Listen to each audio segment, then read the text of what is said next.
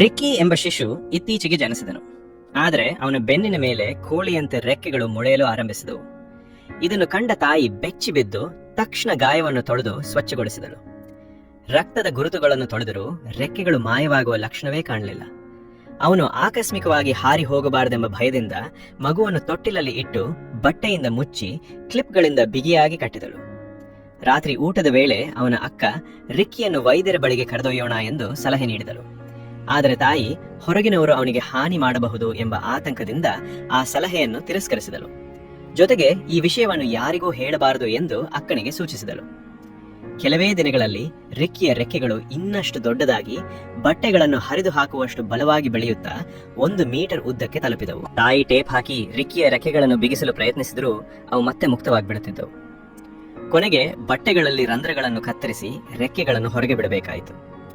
ಹೀಗೆ ಮುಕ್ತವಾಗಿದ್ದ ರಿಕ್ಕಿ ತನ್ನ ರೆಕ್ಕೆಗಳನ್ನು ಆಡಿಸುತ್ತಾ ಆಟವಾಡಲು ಆರಂಭಿಸಿದನು.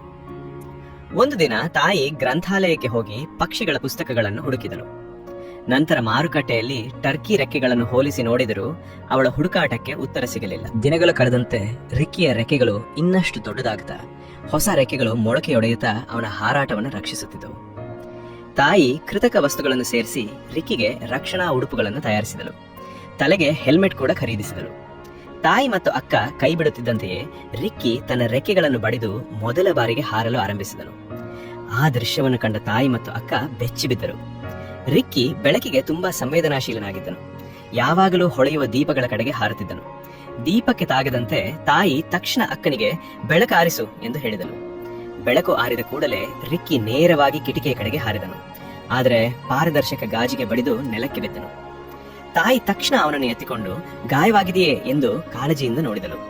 ಅದೃಷ್ಟವಶಾತ್ ರಿಕ್ಕಿ ಕೆಲವು ಗರಿಗಳನ್ನು ಮಾತ್ರ ಕಳೆದುಕೊಂಡಿದ್ದನು. ಆ ದಿನ ತಾಯಿ ರಿಕ್ಕಿ ಮತ್ತು ಅಕ್ಕನನ್ನ ಸೂಪರ್ ಮಾರ್ಕೆಟ್ಗೆ ಕರೆದುಕೊಂಡು ಹೋದರು. ಆದರೆ ತಾಯಿ ಮತ್ತು ಅಕ್ಕ ಕ್ಷಣಕಾಲ ತಿರುಗಿ ನೋಡಿದಾಗ ರಿಕ್ಕಿ ಶಾಪಿಂಗ್ ಕಾರ್ಟ್ನಿಂದ ಕಾಣೆಯಾಗಿದ್ದನು. ನೆಲದಲ್ಲಿ ಅವನ ರೆಕ್ಕೆಗಳನ್ನು ಮುಚ್ಚಿದ ಬಟ್ಟೆಯ ತುಂಡು ಮಾತ್ರ ಉಳಿದಿತ್ತು.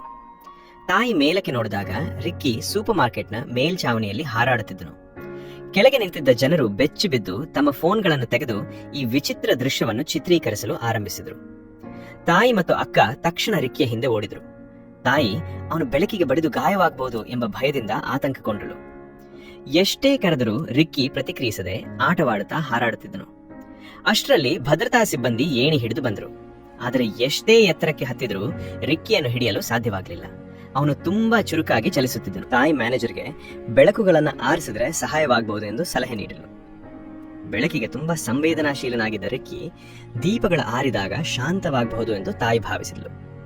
ಸೂಪರ್ ಮಾರ್ಕೆಟ್ನ ದೀಪಗಳು ಒಂದೊಂದಾಗಿ ಆರಿದಂತೆ ರಿಕ್ಕಿ ಕೊನೆಗೆ ಬೆಳಗುತ್ತಿದ್ದ ಫ್ರೀಜರ್ ಕಡೆಗೆ ಹಾರಿದನು. ಆ ಕ್ಷಣವನ್ನು ಬಳಸಿಕೊಂಡ ಭದ್ರತಾ ಸಿಬ್ಬಂದಿ ರಿಕ್ಕಿಯನ್ನು ಹಿಡಿದು ಬಲವಂತವಾಗಿ ಆಸ್ಪತ್ರೆಗೆ ಕರೆದೊಯ್ದರು. ವೈದ್ಯರು ಮಾನವನಿಗೆ ರೆಕ್ಕೆಗಳು ಬೆಳೆಯುವುದು ನಾನು ಎಂದಿಗೂ ನೋಡಿಲ್ಲ ಎಂದು ಆಶ್ಚರ್ಯಪಟ್ಟರು. ಅವರು ತಾಯಿಗೆ ರಿಕ್ಕಿಯನ್ನು ಸಂಶೋಧನೆಗಾಗಿ ಇಲ್ಲಿ ಬಿಡಿ, ಅವನು ಮಾನವ ಮ್ಯೂಟೆಂಟ್ಗಳ ಮೂಲವಾಗಬಹುದು ಎಂದು ಸಲಹೆ ನೀಡಿದರು. ಆದರೆ ತಾಯಿ ನನ್ನ ಮಗುವನ್ನು ಪ್ರಯೋಗದ ಇಲಿಯಂತೆ ಮಾಡಲಾಗದು ಎಂದು ಸ್ಪಷ್ಟವಾಗಿ ನಿರಾಕರಿಸಿದರು. ವೈದ್ಯರೊಂದಿಗೆ ತಾಯಿ ರಿಕ್ಕಿಯನ್ನು ಹೊರಗೆ ತೆಗೆದುಕೊಂಡು ಬಂದಾಗ ಆಸ್ಪತ್ರೆಯ ಪ್ರವೇಶ ದ್ವಾರದಲ್ಲಿ ವರದಿಗಾರರು ಗುಂಪಾಗಿ ನಿಂತಿದ್ದರು. ವೈದ್ಯರು ಅವರನ್ನ ಗುಪ್ತದಾರಿಯಿಂದ ಹೊರಗೆ ಕರೆದೊಯ್ದರು. ಆದರೆ ಮನೆ ಬಾಗಿಲಿಗೆ ತಲುಪಿದಾಗ ನೆರೆಹೊರೆಯವರು ರಿಕ್ಕಿಯನ್ನು ಎತ್ತಿಕೊಳ್ಳಲು ಓಡಿ ಬಂದರು. ತಕ್ಷಣ ಮತ್ತೊಂದು ವರದಿಗಾರರ ಗುಂಪು ಕೂಡ ಅವರನ್ನು ಸುತ್ತುವರಿದಿತ್ತು. ಮನೆಗೆ ಹಿಂತಿರುಗಿದ್ರೆ ಎಲ್ಲವೂ ಸಾಮಾನ್ಯವಾಗುತ್ತದೆ ಎಂದು ತಾಯಿ ಭಾವಿಸಿದಳು. ಆದರೆ ಪ್ರತಿಯೊಂದು ಟಿವಿ ಚಾನೆಲ್ಗಳಲ್ಲಿ ರಿಕ್ಕಿಯ ಕಥೆಯೇ ಪ್ರಸಾರವಾಗುತ್ತಿತ್ತು. ವರದಿಗಾರರು ಮುಂದಿನ ದಿನದವರೆಗೆ ಮನೆ ಬಿಟ್ಟು ಹೋಗಲಿಲ್ಲ.